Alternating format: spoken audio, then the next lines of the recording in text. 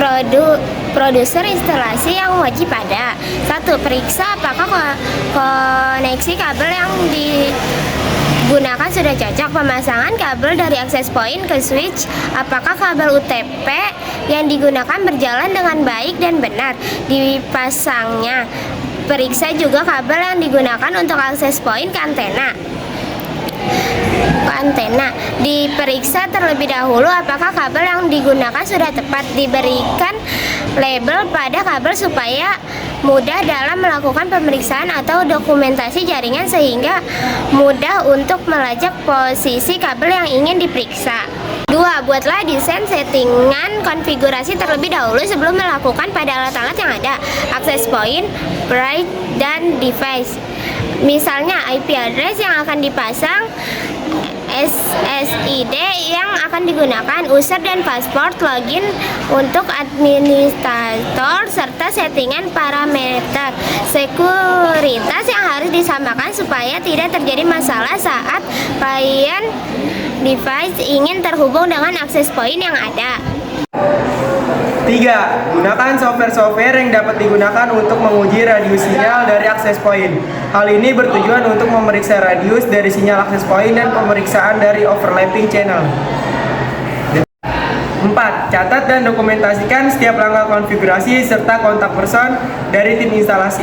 Hal ini berguna apabila terjadi permasalahan di kemudian hari sehingga mudah dalam melakukan pengecekan permasalahan. Browser Anda ke halaman konfigurasi router Anda.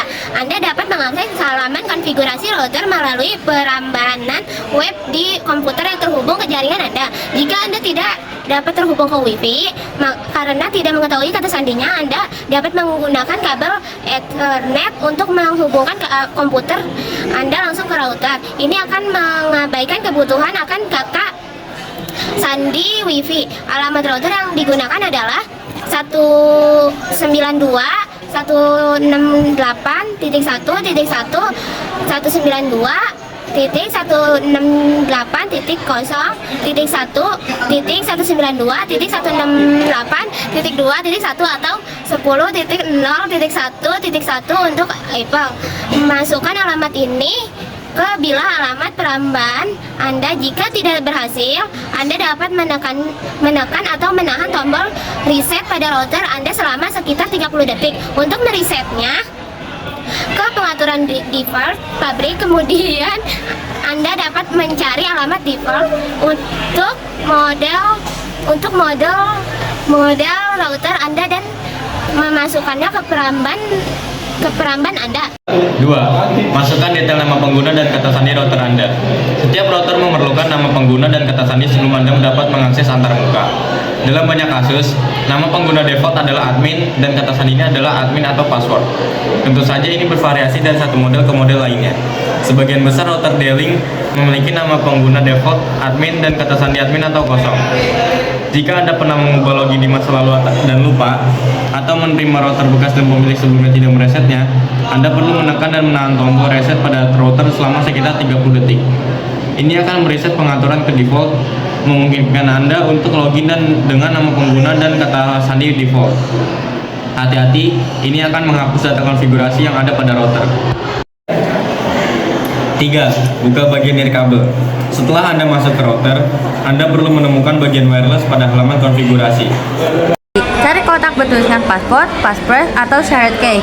Anda dapat memasukkan kata sandi baru ke dalam kotak ini. Beberapa router akan meminta Anda mengetik kata sandi lagi untuk memastikan bahwa Anda memasukkannya dengan benar. Jenis keamanan Anda. Ada 3 jenis utama enkripsi nirkabel, WEP, WPA, dan WPA2. Untuk jaringan yang paling aman, Anda harus menggunakan WPA2. Namun, Anda mungkin mengalami masalah saat menghubungkan perangkat lama. Dalam hal ini, Anda dapat balik ke WPA atau WPA2.